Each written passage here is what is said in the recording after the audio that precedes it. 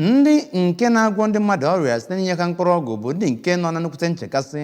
na enweghị ụzọ isi wee na-ejikwa nkesa ọgwụ n'ime ala anya bụ Naijiria bụ nke ha kọwara nọ n'ime ọnọdụ mgbagwoju anya bụ nke gara nnọọ n'ihu wee na-eweta enweghị nchekwa na ọgwụ bụ nke a na-enye ndị mmadụ maka ọgwụgwọ n'ime ala anya bụ Naijiria. Ya bụ nchekasị nakwazi iweta ụsa nyere nsogbu ahụ a na-enwe kachasị n'ime Anambra steeti bụ nnukwute ihe bụ nke etinyere ọnụ n'ime ya n'ọgbakọ nrụrịta ụka agụmagụ ya nakwazi akwụkwọ dị iche iche bụ nke gosipụtara n'ọgbakọ nke agụmagụ sayensị bụ nke a na-enwe kwa afọ ọbụla nke 30 ma bụrụkwazị nke ya bụ otu Pharmaceutical Society of Nigeria PSN chịkọbara na ngalaba steeti a. Onye nta aka anyị bụ David Okpọkwasịrị ga-ewetara gị akụkọ maka ya bụ ọgbakọ ihe mmemme.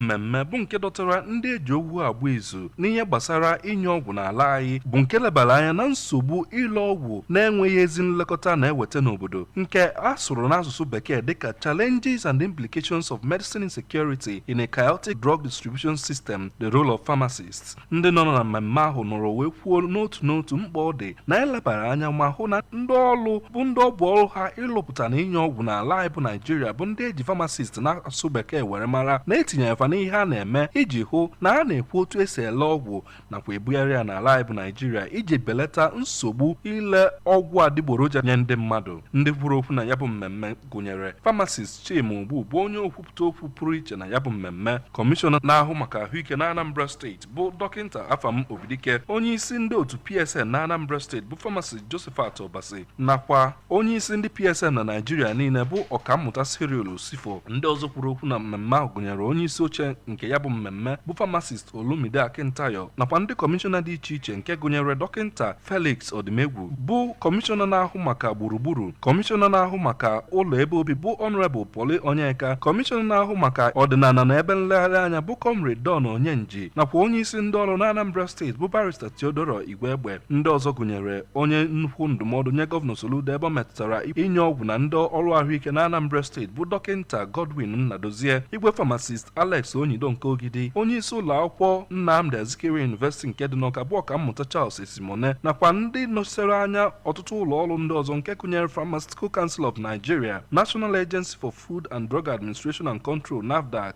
National Drug Law Enforcement Agency NDLEA nakwa ụlọ ọrụ Anambra State Health Insurance Agency ASHA. Ndị a n'otu kwuru na a ga-eleba anya ịhụ na etinyere n'ọrụ iwu Pharmaceutical Council of Nigeria Act nke afọ 2022 iji hụ na ọ nweghị onye a na-ele anya n'iru bụ mgbe a na-emezuga iwu na-echekwa ka esi alụ na-ebugharị ma na-enyekwa ọgwụ na Naijiria. Site n'Awka, abụ m David Okpọkwasịrị maka akụkọ ụwa ABS.